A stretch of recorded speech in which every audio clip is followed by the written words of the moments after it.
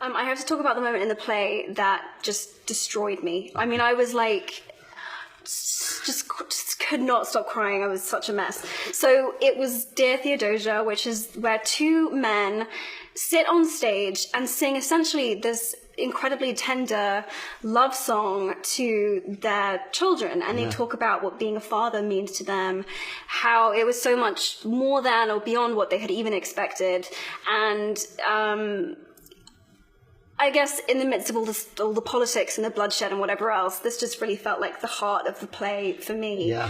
And it felt like a very unusual portrayal. I feel like I very rarely see men in plays and in movies talk emotionally about what being a father like means to them. I think it's compounded by the fact that neither of these men grew up with their fathers. Right. You know, so it's these guys, you know, to me the line that kind of wrecked me while I was writing was, my father wasn't around, I swear that I'll be around for you. It kills me. Because that's whether you grew up with your parents or not, I think you aim to fix, you aim to fix whatever your childhood wasn't, and you make mistakes of your own, and you're destined to. It's just what's going to happen. Yeah. And so that notion of, I don't know what I'm doing, but I'm going to do my best is, you know, that's what broke my heart in the writing of that. That was sort of finding, you know, I found my way to that song because I realized both these guys had kids at the same time, and both these guys don't have a father to relate their experience to. Right. And so that was immensely, it also, you know, it came at a very weird time in my life. I wrote that song. People always go, oh, you wrote that song for your child. No, I wrote that song 3 years before I had a kid. You know, sometimes there's just those weeks where everything in your life changes. I've never told this story before. I was on vacation in the Dominican Republic. I was with my wife's family. My wife's aunt was in the final stages of ALS, which is, you know, incurable and so far. And we were just kind of waiting for the news to hit. She lives in Austria, and so it was a vacation, but it was also, we had this news that was hanging over us, and so the family was very tense and trying to make the best out of a vacation. At the same time all this happened, this tiny stray puppy jumped on my wife's beach chair, licked her ankle, and gave her these pleading eyes. My wife is a lifelong cat person and like changed teams in that moment. Oh no! And it was like, oh no! Oh no! Oh no! I really want a puppy. Oh, I want this puppy. And we said, all right, well, if it comes back tomorrow, it's ours, because it played with us all day, followed us around all day. Let it go. Came back with a sister. Oh no! Oh no! So now next day, Vanessa's aunt passes away. Vanessa's, you know, we're all distraught and we're crying, and, you know, Vanessa's mother, who has just lost her sister, and we have these two sister puppies that we're taking care of, and we're like, well, they're coming home with us, and so we brought the puppies home. We found a home for the sister. We kept Toby, which is Spanish for ankle. And in that week, I wrote Dear Theodosia. It was like the calm in my life. Like, my life was a weird storm, and that was the calm in my life, was going to like these men and writing this like love song. So people go, oh, your child. I go, oh, yeah, my dog. It was about a dog. It was about my dog. I love that. And isn't it so much the case that our animals are a training ground for, I need to ask you some questions before we run out of time. Okay, fine. I am aware that this might be on the internet, and the number one question I get asked, because the fandom is real, is we have to sort the founders into Hogwarts houses. Okay, because obviously I'm Hermione, I had to hand this out. I have it on paper. All your questions being solved, kids. You can thank me on the Twitter. Okay, so it was very difficult for me to sort Eliza and Angelica. Okay. And by the way, none of this like half this, half this. No. Like, if you're doing that, you're cheating. You have to live in one house. It's true. You can't live in two houses. One house. So I had initially put Eliza in Ravenclaw and Angelica in Gryffindor, and then I decided to switch them. Oh, that's interesting. Yeah. So I think Eliza would be Gryffindor, and I think Angelica would be Ravenclaw. And Angelica for Ravenclaw because she's all brain. she makes that decision about Hamilton. She assesses the situation and she decides to do the smart thing rather than follow her heart. Yeah. Whereas Angelica, to me, just feels like all heart, all courage.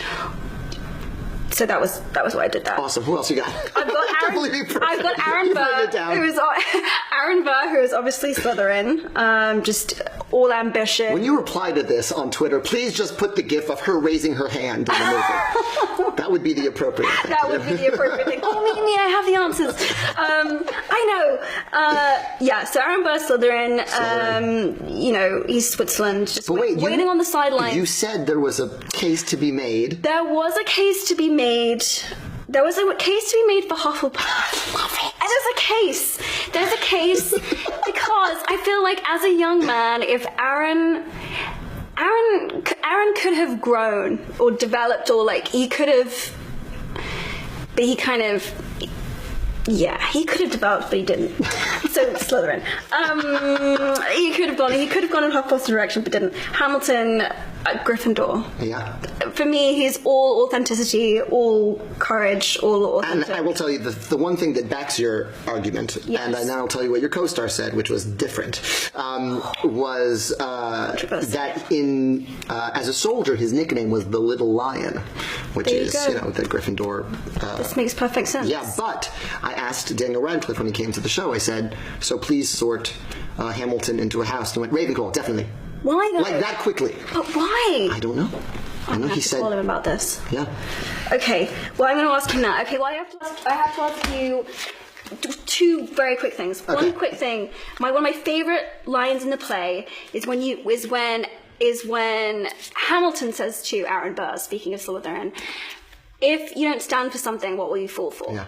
And I just love that because it's so emblematic of the idea that being on the sidelines is a decision. It's not like you can just, because it allows, even if what's happening around you isn't in line with your personal beliefs, by not actively standing against it, you're allowing those things to continue.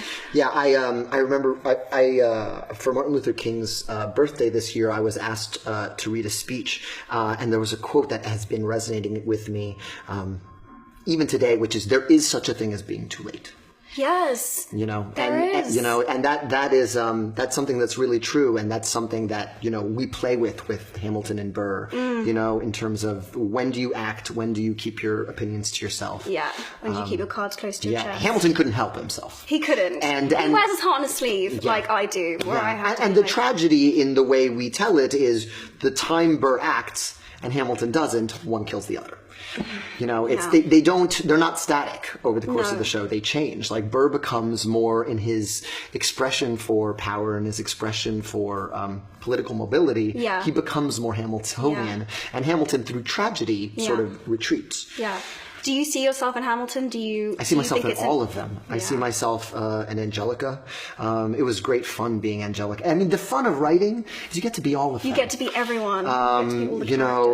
Some of these songs, that would be enough. I'll tell you another very personal story. I wrote that song, probably the fastest song I wrote for the show. I wrote it in 45 minutes. Eliza needed to say it. I had another song I was trying to write, and then I was like, oh, Eliza needs to say this now. And I wrote that song, and I played it for my wife, tears running down my face. And she looked at me because she is not in the business, and she goes, oh, is that what you wish I would say to you? Is that what you wish I would say to you? And I go, no, it's what I say to you. I mean, it's actually my letter to her.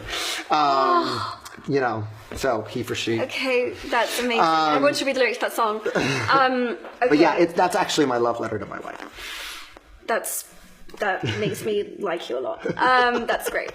I'm gonna go listen to that after this and just cry. So other than this, I have to ask, you're an amazing freestyler. Yes. You can just do this. And you're an amazing beatboxer. This is great. He's lying. He's lying. I'm okay. Well, but what I said you was, freestyle- I'm happy to you said freestyle would if you freestyle beatbox. If I beatbox, okay, but show me how. What am I doing? Okay, well, first let's just see. No instruction. Oh no. Just from what you've seen, I know you've seen a lot of This is gonna be beatboxing. bad, I'm yeah. sure they were beatboxing on set during those movies. Every young man Oh tries yeah, it. English a school lot of kids. young That's women what we try to do it. all the time. Yeah. We just beatbox. Right. Okay, this is gonna be so bad. gonna be awesome. Do I cover my mouth? Yeah, Is just that for my okay? sake. Yeah. Do I do this just so I don't spit at you? Yeah, Okay, it's sort great. of like the spit guard. This is gonna be so embarrassing. Okay. What am I freestyling about? Gender equality. Fantastic. It's International Women's Day. It's he for she. Yeah. Gender equality, feminism. Are you a feminist? Yeah, absolutely. Love that. Great. Yeah. Okay. Okay, back to this. We can talk to We can talk in a minute. Okay, so what kind of beat do you want? Slow or fast? whatever you got. This is gonna be bad. Okay. This is going to be amazing.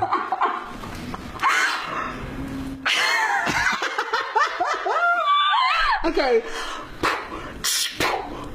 Perfect. Yeah. Yo, it's Lynn, and I have to laugh. How can we not be equal? We're like half. Like women are like half of the people on earth. And yes, they should have been equal since birth. That means all day, every day, equal pay, every way. Okay, are we really okay? Oh my gosh. Yo, this beatboxing is fantastic. Beasts, where to find them. Yo, I'm drastically changing the narrative. Look at it. You kept going. And oh my gosh, I love watching this keep flowing. Holy cow. This is such a meme.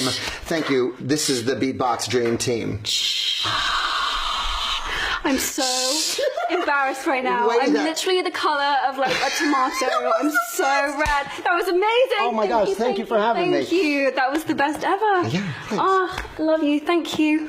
Beatboxing. Everyone go see the play, and no one ever asked me to do that ever again. These are the lengths that I will go to for gender equality.